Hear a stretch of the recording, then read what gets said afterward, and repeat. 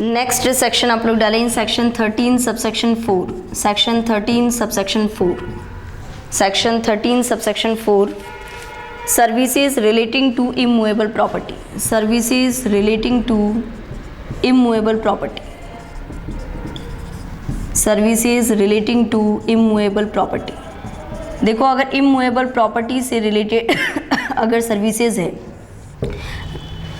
Immovable property में हमेशा जहाँ पर वो लैंड और बिल्डिंग सिचुएटेड होगी, जहाँ पर वो लैंड और बिल्डिंग क्या रहती है, सिचुएटेड रहती है, that place will be the place of supply.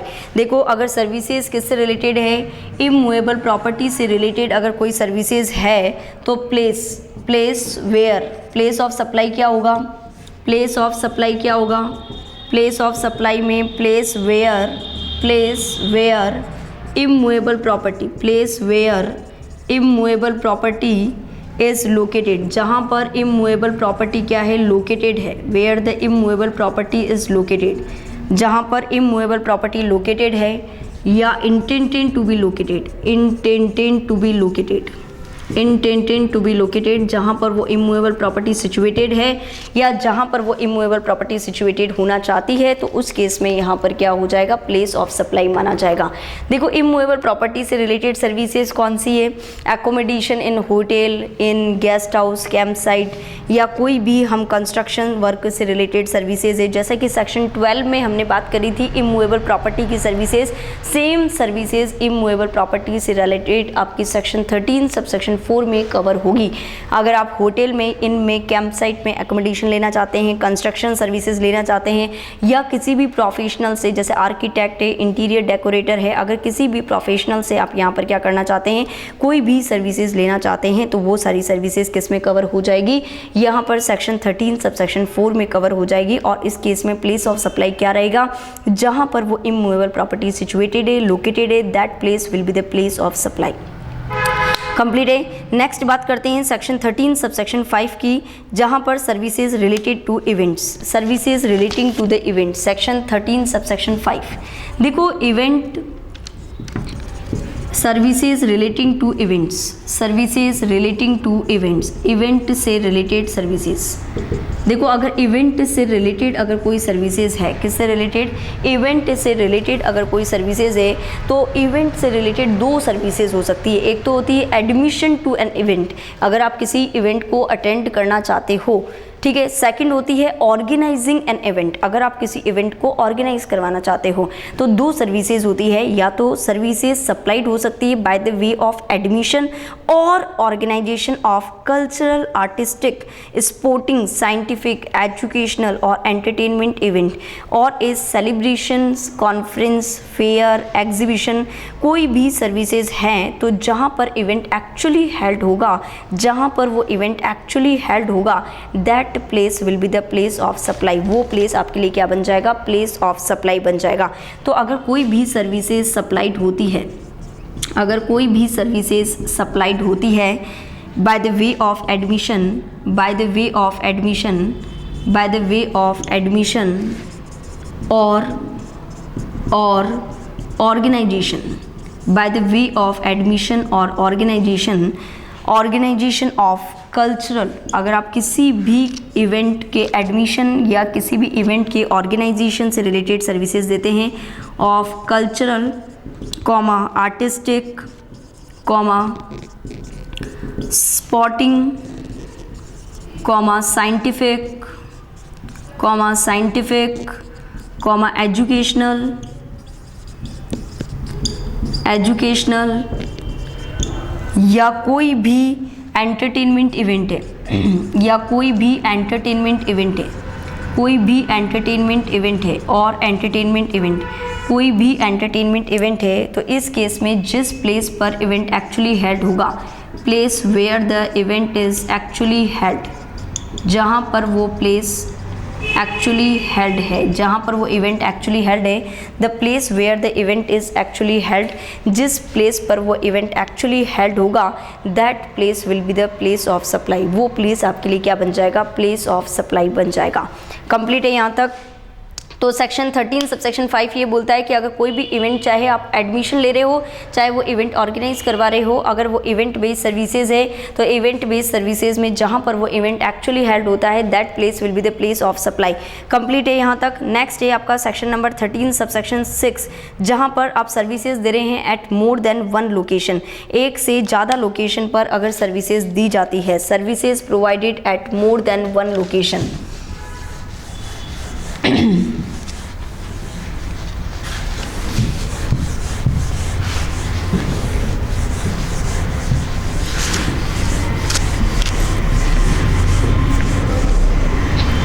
Services provided at more than one location.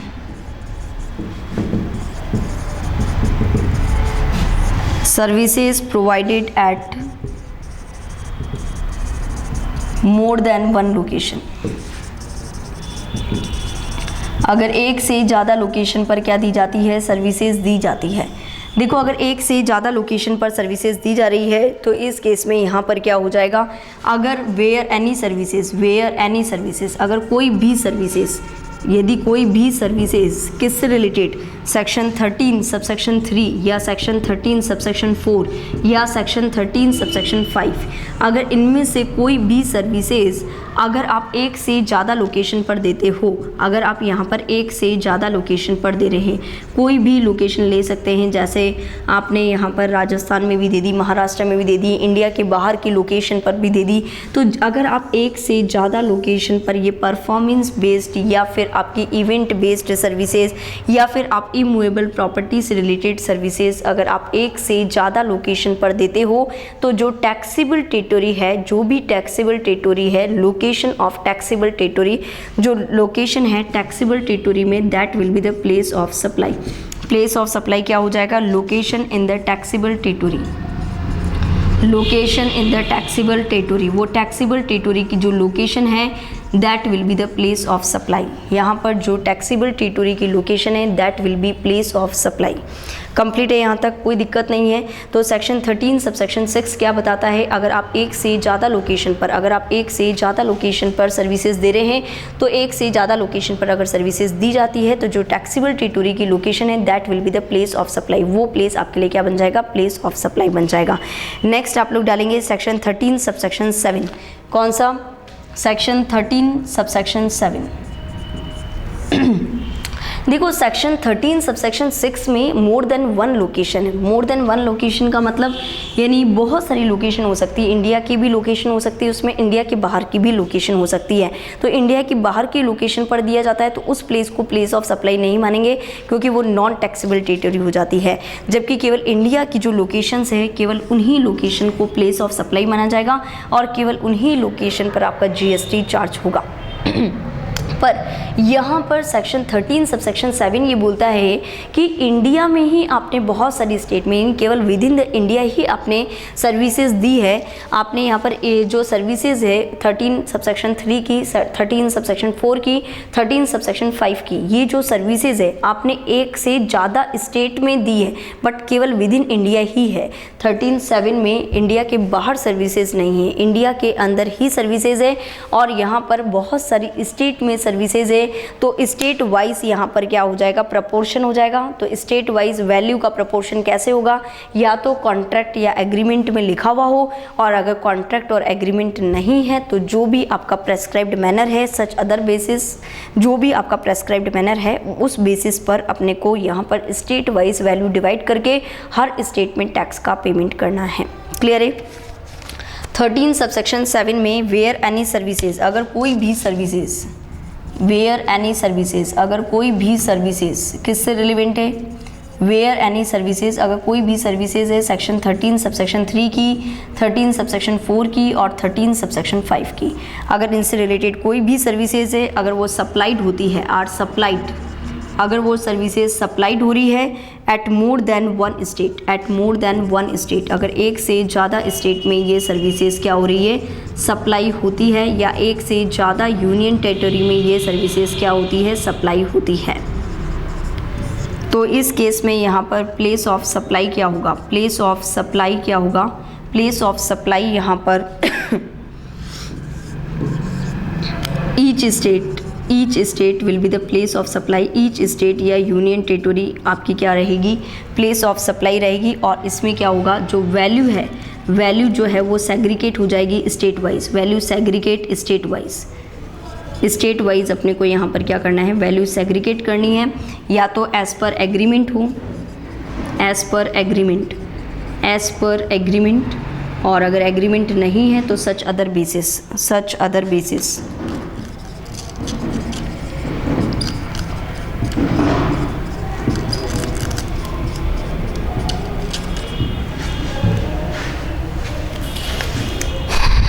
Complete है। तो आपका सेक्शन नंबर 13 सबसेक्शन 7 भी कंप्लीट है, जहां पर आप एक से ज़्यादा स्टेट में क्या दे रहे हैं, सर्विसेज दे रहे हैं। नेक्स्ट हम बात करेंगे सेक्शन नंबर 13 सबसेक्शन 8 की, जिसमें स्पेसिफाइड सर्विसेज है। कौन सी सर्विसेज है, स्पेसिफाइड सर्विसेज। स्पेसिफाइड सर्विसेज कौन देता है, अगर कोई भी बैंकिंग कंपनी या कोई भी नॉन बैंकिंग फाइनेंशियल कंपनी या कोई भी फाइनेंशियल इंस्टीट्यूशंस अपने अकाउंट होल्डर को सर्विसेज देता है। किसको सर्विसेज देता है, अपने अकाउंट होल्डर को सर्विसेज देता है। सेक्शन 13 सबसेक्शन 8, सेक्शन 13 सबसेक्शन 8,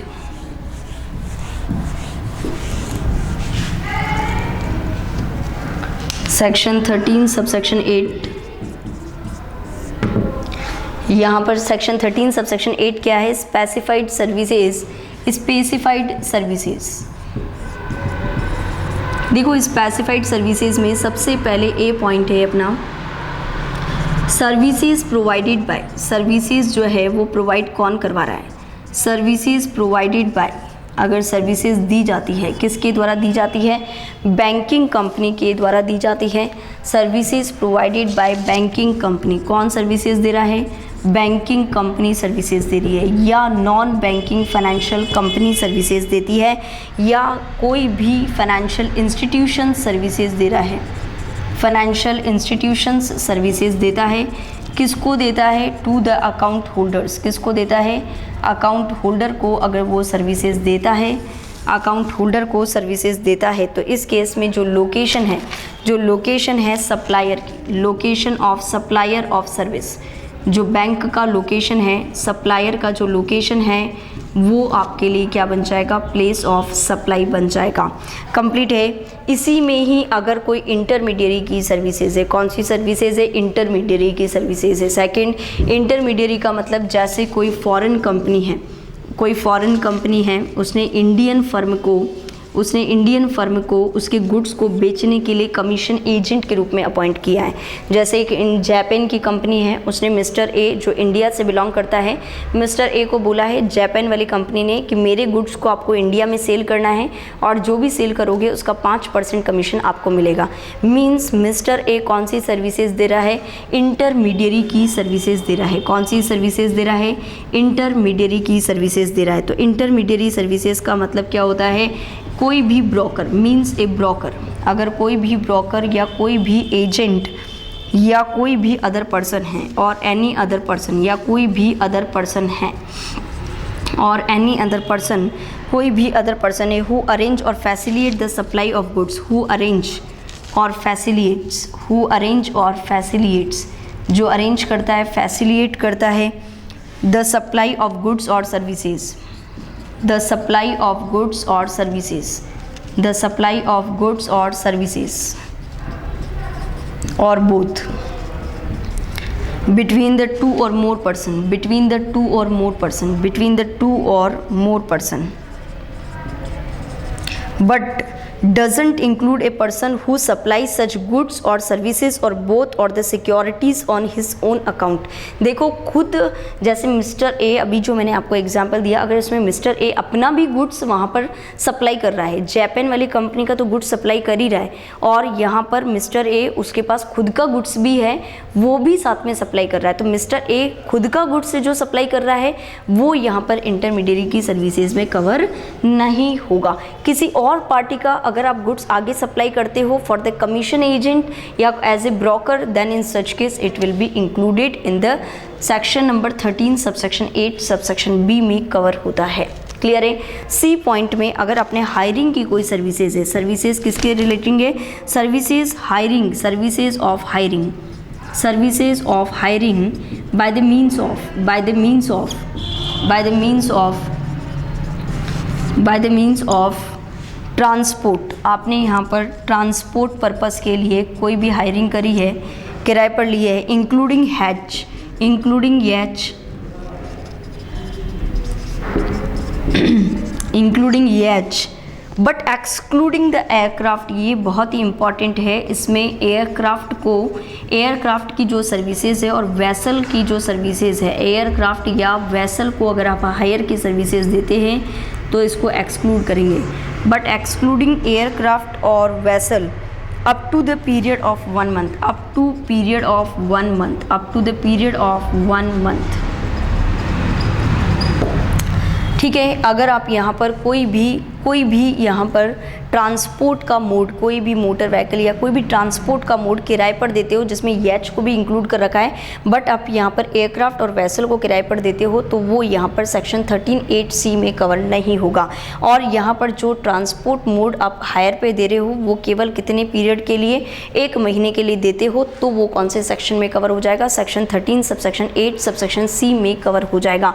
और इस केस में यहाँ पर, इस केस में या इंटरमीडिएट की सर्विसेज अगर अपन देते हैं तब तो अपना सेम वो का वही प्लेस ऑफ सप्लाई है, लोकेशन ऑफ सप्लायर।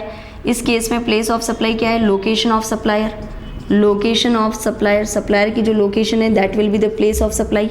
और हायरिंग में भी अपना यहाँ पर जो प्लेस ऑफ सप्लाई क्या रहेगा, लोकेशन ऑफ सप्लायर, सेम है location of supplier, supply location will be the place of supply. ठीक है ना। यहाँ पर स्पेसिफाइड सर्विसेज में सबसे पहले फर्स्ट है, अगर banking company, non banking financial company या कोई भी फाइनेंशियल इंस्टीट्यूशन है, अगर वो अपने अकाउंट होल्डर को कोई सर्विसेज देता है तो भी यहाँ पर कवर हो जाएगा। सेकंड, इंटरमीडिएट की सर्विसेज है वो भी यहाँ कवर हो जाएगी। थर्ड, अगर ट्रांसपोर्ट का कोई मोड है तो भी यहाँ पर कवर हो जाएगा। कंप्लीट है। बट ट्रांसपोर्ट में अगर आप यहाँ पर हायर पे एयरक्राफ्ट या वैसल को देते हो that it will not cover in this. Clear है। नेक्स्ट बात करते हैं सेक्शन नंबर 13 सबसेक्शन 9 जो गुड्स ट्रांसपोर्टेशन से रिलेटेड है। Section number 13 subsection 9 goods transportation, place of supply in the case of goods transportation, place of supply in the case of goods transportation. देखो, अगर goods का transportation है तो goods transportation के case में यहाँ पर प्लेस ऑफ सप्लाई क्या होता है, place of supply in the case of goods transportation. देखो, गुड्स का अगर ट्रांसपोर्टेशन होता है, किसका, गुड्स का, तो गुड्स ट्रांसपोर्टेशन के केस में जो गुड्स का डेस्टिनेशन होगा, जहां पर गुड्स पहुंचेगा, that place will be the place of supply. तो place of destination of goods, goods के डेस्टिनेशन जहां पर है वो प्लेस आपके लिए क्या बन जाएगा, प्लेस ऑफ सप्लाई बन जाएगा। तो place of destination of goods, place of destination of goods, goods के डेस्टिनेशन, गुड्स का जो डेस्टिनेशन है वो प्लेस आपके लिए क्या बन जाएगा, प्लेस ऑफ सप्लाई बन जाएगा। कंप्लीट है। तो सेक्शन 13 सबसेक्शन 9 क्या बोलता है कि यहाँ पर अगर आप गुड्स का ट्रांसपोर्टेशन कर रहे हो, बट एक चीज़ ध्यान में रखना, अगर यहाँ पर अदर देन मेल और कोरियर, या अगर आप गुड्स को मेल के द्वारा या फिर कोरियर के द्वारा ट्रांसपोर्ट करते हो तो वो सेक्शन 13 सबसेक्शन 9 में कवर नहीं होगा। अगर आप मेल या कोरियर के थ्रू गुड्स का ट्रांसपोर्टेशन करते हो तो it will not cover under section 13 subsection 9। Complete है। नेक्स्ट बात करते हैं सेक्शन 13 सबसेक्शन 10 की, पैसेंजर ट्रांसपोर्टेशन। देखो, अगर पैसेंजर ट्रांसपोर्टेशन की सर्विसेज दी जा रही है, किसकी, पैसेंजर ट्रांसपोर्टेशन की अगर सर्विसेज दी जाती है तो पैसेंजर ने अपनी जर्नी जहाँ से शुरू करी है, the place where the passenger embark its journey, जहाँ से पैसेंजर ने अपनी जर्नी शुरू करी है that place will be the place of supply. ठीक है, तो लिखें आप लोग सेक्शन 13 सबसेक्शन 10। तो सेक्शन 13 सबसेक्शन 10 आप लोग डालेंगे passenger transportation services. Section 13 subsection 10 passenger transportation services, passenger transportation services. देखो, अगर पैसेंजर ट्रांसपोर्टेशन की सर्विसेज दी जाती है तो पैसेंजर ने अपनी जर्नी जहां से शुरू करी है that place will be the place of supply. तो पैसेंजर ट्रांसपोर्टेशन सर्विसेज में द प्लेस वो प्लेस जहाँ से, वेयर द पैसेंजर एम्बार्क्स, जहाँ से पैसेंजर ने अपनी जर्नी शुरू करी है, where the passenger embarks on the conveyance for continuous journey, on the conveyance for the continuous journey, जहाँ से पैसेंजर ने अपनी जर्नी शुरू करी है, that place will be the place of supply. Complete है यहाँ तक। नेक्स्ट आप लोग डालेंगे section 13 subsection 11, section 13 subsection 11। Section 13 subsection 11 क्या है कि अगर आप ऑन बोर्ड कोई सर्विसेज लेते हैं, ऑन बोर्ड अगर आप कोई सर्विसेज लेते हैं तो इस केस में आपका प्लेस ऑफ सप्लाई क्या रहेगा। तो place of supply in the case, place of supply in the case, place of supply in the case services provided on board, in the case services provided on board, services provided on board एक convince, on board एक convince, अगर services convince में provide करवाई जाती है तो इस case में फर्स्ट शेड्यूल्ड पॉइंट, जहाँ से आपकी जर्नी शुरू हुई है, first scheduled point of the departure of that conveyance for the journey, जो फर्स्ट शेड्यूल्ड पॉइंट है that will be the place of supply. यहाँ पर जो फर्स्ट शेड्यूल्ड पॉइंट है, first scheduled point, first scheduled point of the journey, journey जहाँ से शुरू करी है फर्स्ट शेड्यूल्ड पॉइंट जो है that will be the place of supply. Complete है। नेक्स्ट आप लोग डालो सेक्शन 13 सबसेक्शन 12, नेक्स्ट आप लोग डालेंगे सेक्शन 13 सबसेक्शन 12।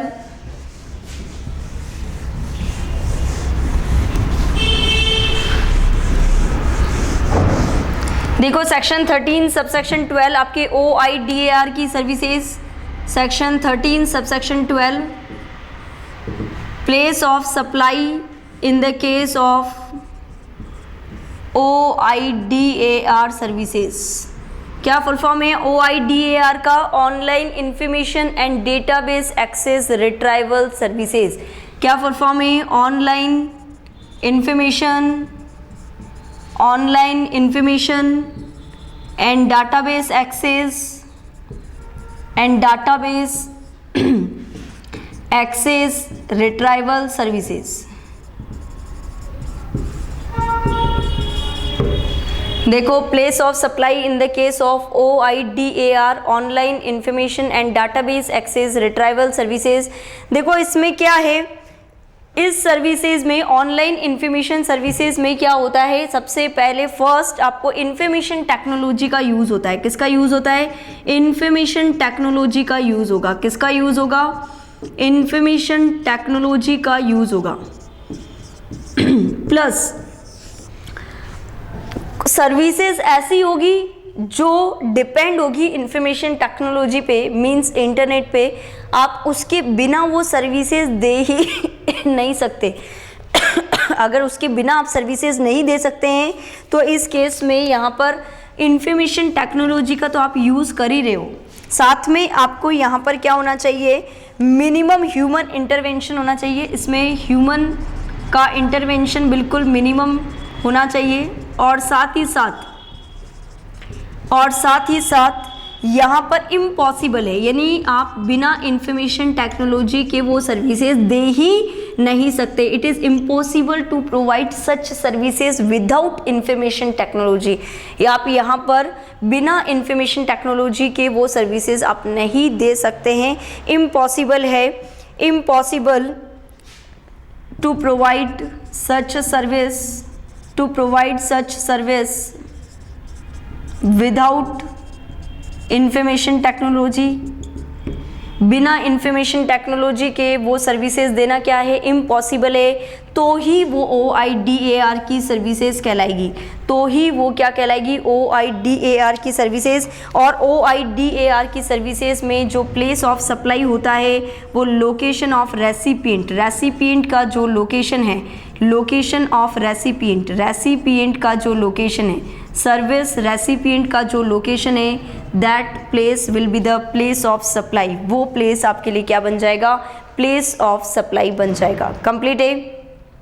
तो सेक्शन 13 सबसेक्शन 12 OIDAR की सर्विसेज, OIDAR की सर्विसेज में इंफॉर्मेशन टेक्नोलॉजी का क्या होना चाहिए, यूज़ होना चाहिए। देखो जैसे आप यहाँ पर क्या कर रहे हैं कि वीडियो क्लासेज है, प्री रिकॉर्डेड वीडियो क्लासेज है। प्री रिकॉर्डेड का मतलब आप एकदम लाइव सेटअप नहीं कर रहे हो, लाइव ट्यूटर नहीं है, प्री रिकॉर्डेड है, उसकी रिकॉर्डेड क्लासेज है। तो रिकॉर्डेड क्लासेज है तो ज़रूरी है कि आप उसको आईटी के माध्यम से यानी इंफॉर्मेशन टेक्नोलॉजी के माध्यम से देखो, नहीं, उसमें ज़रूरी नहीं है। आप प्री रिकॉर्डेड क्लासेज में केवल आईटी इंफॉर्मेशन टेक्नोलॉजी यूज़ हो सकती है और बिना इंफॉर्मेशन टेक्नोलॉजी के भी आप उसको पेन ड्राइव में लेके क्या कर सकते हैं, आप अपने होम प्लेस पर उसको चला सकते हैं। क्लियर है? तो क्या आप ये जो प्री रिकॉर्डेड क्लासेस आप यहाँ पर ले रहे हैं तो क्या वो OIDAR की सर्विसेज कहलाएगी? क्या नहीं, क्योंकि उसमें आपको इंफॉर्मेशन टेक्नोलॉजी का यूज़ करना कंपलसरी नहीं है, यानी आप बिना इंफॉर्मेशन टेक्नोलॉजी के भी आप उस सर्विसेज को ले सकते हैं। क्लियर है? बट सेकंड लाइव ट्यूटर है, हैदराबाद में कोई लाइव ट्यूटर पढ़ा रहा है और आपको राजस्थान में वो यहाँ पर बैठ के क्लासेस लेनी है तो आपको इंफॉर्मेशन टेक्नोलॉजी के माध्यम से ही वो आप क्लासेस ले सकते हैं। तो इस केस में यहाँ पर वो OIDAR की सर्विसेज में कवर होगी। क्लियर है? तो OIDAR की सर्विसेज में ऐसी सर्विसेज कवर होती है जिन्हें बिना इंफॉर्मेशन टेक्नोलॉजी के माध्यम से प्रोवाइड नहीं करवाया जा सकता है। क्लियर है? जैसे कि फॉर एग्जाम्पल अगर आप एडवर्टाइजमेंट देना चाहते हो, फॉर एग्जाम्पल क्या है, advertisement on internet.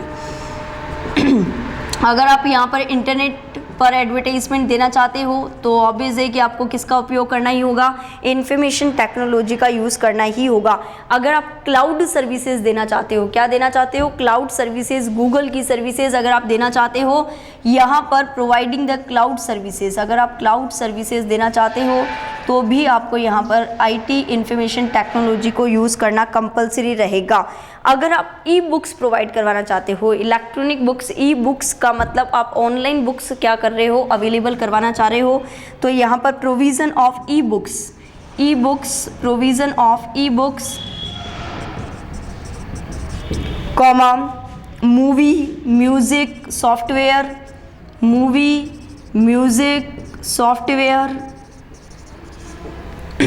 and other intangibles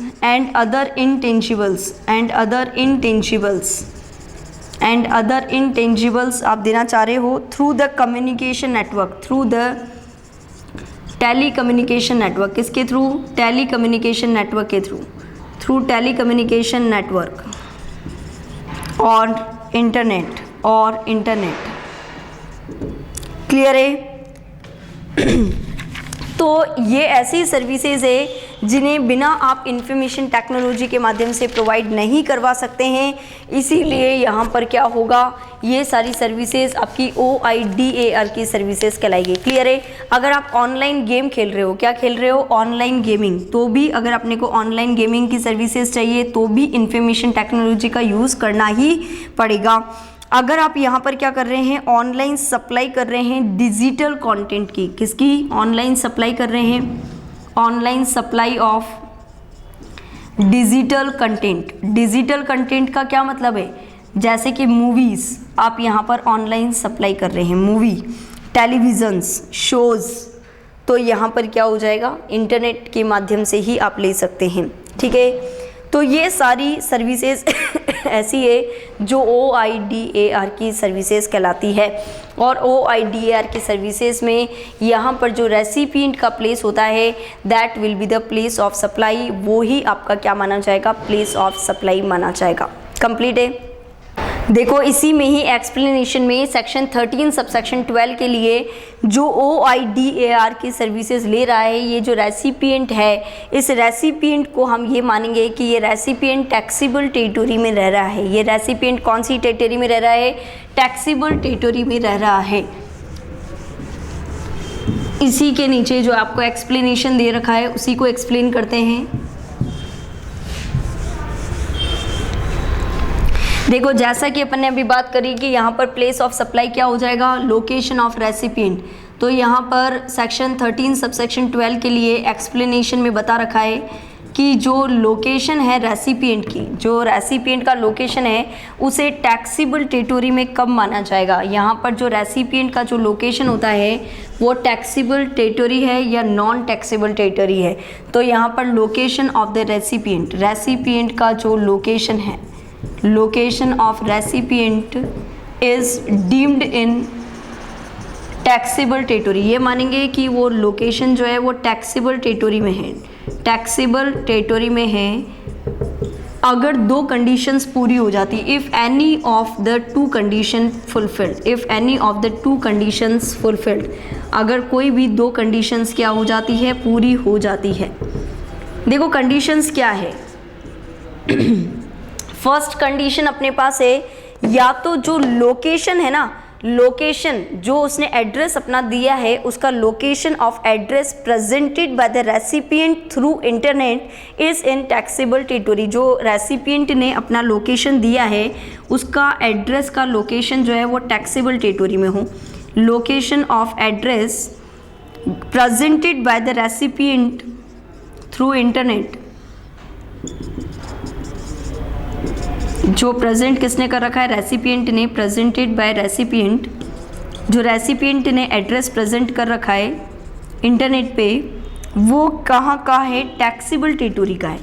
वो कहाँ का है, टैक्सेबल टेरिटरी है, वो टैक्सेबल टेरिटरी है। फर्स्ट क्या है, उसने जो लोकेशन बता रखा है कि मुझे इस एड्रेस पर सर्विसेज चाहिए, तो वो लोकेशन कहाँ का है, टैक्सेबल टेरिटरी का है। सेकंड, या फिर वो जो पेमेंट करने के लिए सर्विसेज लेगा तो पेमेंट करेगा, तो पेमेंट करने के लिए वो जो डेबिट कार्ड, क्रेडिट कार्ड या ई बैंकिंग जो भी यूज़ करता है वो कहाँ से बिलोंग करता हो, टैक्सेबल टेरिटरी से बिलोंग करता हो। या फिर क्रेडिट कार्ड या debit card, credit card comma debit card, या फिर जो भी आपका चार्ज कार्ड, स्मार्ट कार्ड जिससे आप क्या कर रहे हैं, पेमेंट कर रहे हैं, चार्ज कार्ड, स्मार्ट कार्ड जिससे भी आप पेमेंट करते हैं, वो यहाँ पर कहाँ से बिलोंग करता है, that card issued in taxable territory. ये आपको टैक्सेबल टेरिटरी में इशू किया हुआ है। कहाँ पर इशू किया हुआ है, टैक्सेबल टेरिटरी में इशू कर रखा है। कहाँ इशू कर रखा है, टैक्सेबल टेरिटरी में। थर्ड है, जो बिलिंग एड्रेस है रेसिपिएंट का, जो बिलिंग एड्रेस है वो टैक्सेबल टेरिटरी में है। बिलिंग एड्रेस कहाँ पर है उसका, billing address of recipient, billing address of recipient of service, जो भी रेसिपिएंट है उसका बिलिंग एड्रेस कहाँ का है, billing address of recipient is in taxable territory, वो टैक्सेबल टेरिटरी का है।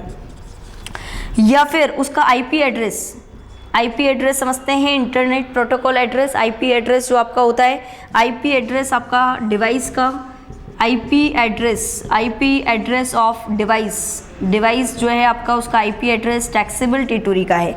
कहाँ का है, इज इन टैक्सेबल टेरिटरी। कहाँ का है, टैक्सेबल टेरिटरी का है, इज इन टैक्सेबल टेरिटरी। या फिर आपने जो बैंक है, बैंक अकाउंट, आपका जो बैंक अकाउंट है जो यूज़ कर रहे हो आप पेमेंट के लिए, bank account used for payment, वो बैंक अकाउंट कहाँ का है, टैक्सेबल टेरिटरी का है। या country code of the subscriber, subscriber का जो कंट्री कोड है वो टैक्सेबल टेरिटरी में है। या जो भी लास्ट फिक्स्ड लैंडलाइन का जो लोकेशन है, लोकेशन ऑफ फिक्स्ड लैंडलाइन, अगर उसका जो फिक्स्ड लैंडलाइन है तो उसका जो लोकेशन है वो टैक्सेबल टेरिटरी में है। कंप्लीट है। तो अगर ये जो इतनी सारी मैंने कंडीशंस लिखी है, इनमें से कोई भी दो कंडीशन अगर पूरी हो जाती है, कोई भी दो कंडीशंस अगर पूरी हो जाती है तो ये माना जाएगा कि जो रेसिपिएंट है वो टैक्सेबल टेरिटरी में रहता है और उसका जो प्लेस है that will be the place of supply. Complete है। तो नेक्स्ट सेक्शन पे हम आते हैं, section number 13 subsection 13। Section 13 subsection 13 में गवर्नमेंट ने बताया है डबल टैक्सेशन को प्रिवेंट करने के लिए और जो सर्विसेज है उनकी सप्लाई पे टैक्स नहीं लगाने के लिए और जो रूल्स है उनका पूरी तरीके से यूनिफॉर्म अप्लाई हो जाए, इसके लिए गवर्नमेंट के पास ये पावर है कि गवर्नमेंट ऐसी सर्विसेज को नोटिफाई कर सकती है या ऐसी सर्कमटेंसेस स्पेसिफाई कर सकती है जिसमें प्लेस ऑफ सप्लाई यहाँ पर जो बताए गए प्रोविजंस है उसके अकॉर्डिंग नहीं होगा। Place of effective use, effectively जहाँ पर वो सर्विसेज यूज़ हो रही है उसके बेसिस पर place of supply government decide करेगी। कंप्लीट है। तो यहाँ पर सेक्शन नंबर 13 आप लोगों का कंप्लीट है। सेक्शन नंबर 13 जिसमें अपने place of supply of services पढ़ा है, जिसमें आपका एक पार्टी इंडिया की है और एक पार्टी इंडिया के बाहर की है। मीन्स सर्विस प्रोवाइडर और सर्विस रेसिपिएंट लोकेशन दोनों में से किसी भी एक पार्टी का लोकेशन इंडिया के बाहर का है। क्लियर है। नेक्स्ट आप लोग का आता है सेक्शन नंबर 14। नेक्स्ट आप लोग का है सेक्शन नंबर 14। डालें आप लोग सेक्शन नंबर 14 IGST एक्ट 2017 का। सेक्शन नंबर 14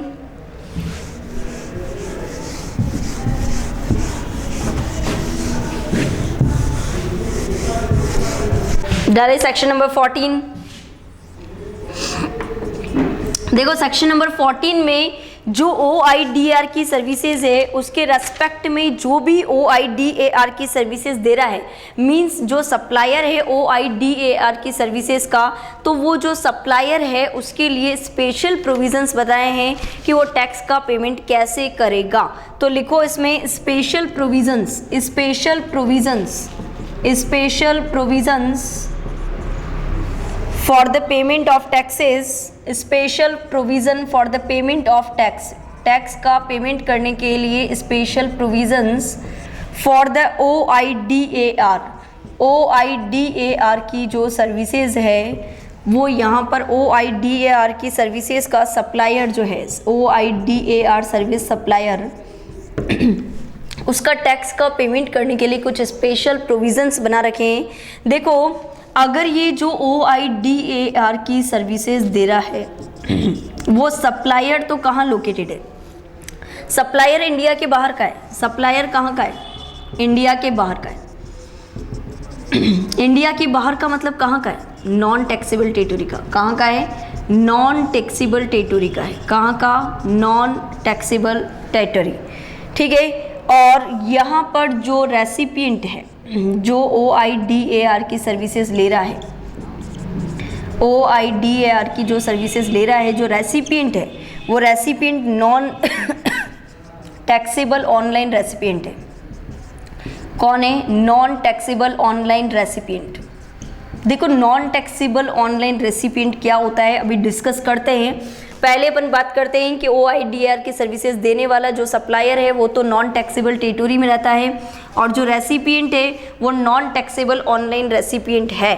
तो इस केस में ये सर्विसेज अगर इसको दी जा रही है, इसको दी जा रही है तो टैक्स का पेमेंट कौन करेगा?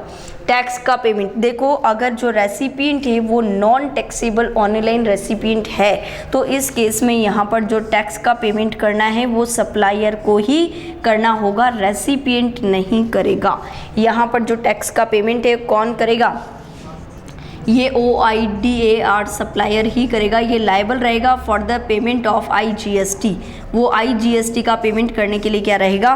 लायबल रहेगा। समझ में आ गया?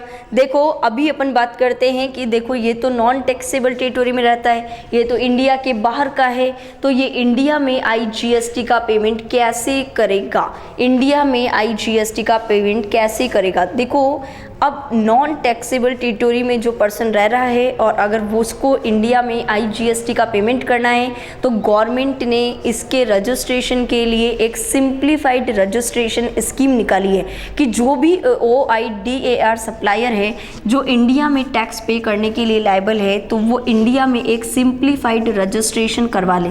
क्या करवा ले?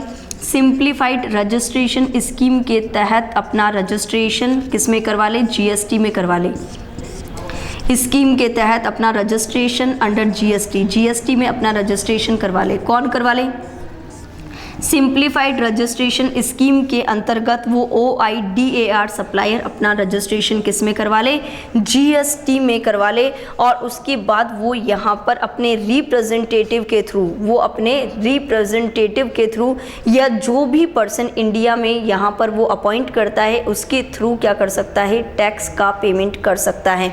अगर ये रजिस्ट्रेशन करवा लेता है GST में तो उसके बाद ये OIDAR सप्लायर का जो भी रिप्रेजेंटेटिव इंडिया में है जो भी इसका रिप्रेजेंटेटिव है इंडिया में या फिर जो भी पर्सन, अगर किसी पर्सन को अपॉइंट किया जाता है, पर्सन अपॉइंटेड, अगर कोई भी पर्सन क्या किया जाता है, अपॉइंट किया जाता है बाय द OIDAR सप्लायर के द्वारा, OIDAR सप्लायर के द्वारा क्यों किया जाता है, टैक्स का पेमेंट करने के लिए किसी पर्सन को अपॉइंट किया जाता है, तो इस केस में यहाँ पर वो टैक्स का पेमेंट कर सकता है। कंप्लीट है। देखो अब नॉन टैक्सेबल ऑनलाइन रेसिपिएंट कौन होता है, आपको ये पता होना चाहिए। देखो नॉन टैक्सेबल ऑनलाइन रेसिपिएंट कौन होता है, नॉन टैक्सेबल ऑनलाइन रेसिपिएंट का मतलब एनी गवर्नमेंट, कोई भी गवर्नमेंट, एनी गवर्नमेंट और लोकल अथॉरिटी और लोकल अथॉरिटी और गवर्नमेंट अथॉरिटी और गवर्नमेंट अथॉरिटी या कोई भी पर्सन जो रजिस्टर्ड नहीं है, एनी पर्सन, अगर कोई भी पर्सन, कोई भी इंडिविजुअल नॉट रजिस्टर्ड, जो रजिस्टर्ड नहीं है, जो OIDAR की सर्विसेज ले रहा है, पर ये ध्यान में रखना कि ये जो सर्विसेज है वो बिजनेस पर्पस के लिए नहीं ली जा रही है, अदर देन बिजनेस और अदर देन बिजनेस, इंडस्ट्री और कॉमर्स पर्पस, ये बिजनेस पर्पस के लिए नहीं ली जा रही है। अगर बिजनेस पर्पस के लिए लेते हैं तो आप नॉन टैक्सेबल ऑनलाइन रेसिपिएंट नहीं कहलाएंगे। कंप्लीट है। तो यहाँ पर गवर्नमेंट अथॉरिटी का मतलब क्या है, government authority, any government, local authority, government authority. Government authority का क्या मतलब है, जो पार्लियामेंट या स्टेट लेजिस्लेचर के अंतर्गत सेटअप की गई है और जिसका 90% या 90% से ज़्यादा पार्टिसिपेशन इक्विटी कंट्रोल के थ्रू होता है। कंप्लीट है। तो देखो आपका chapter place of supply chapter complete हो चुका है।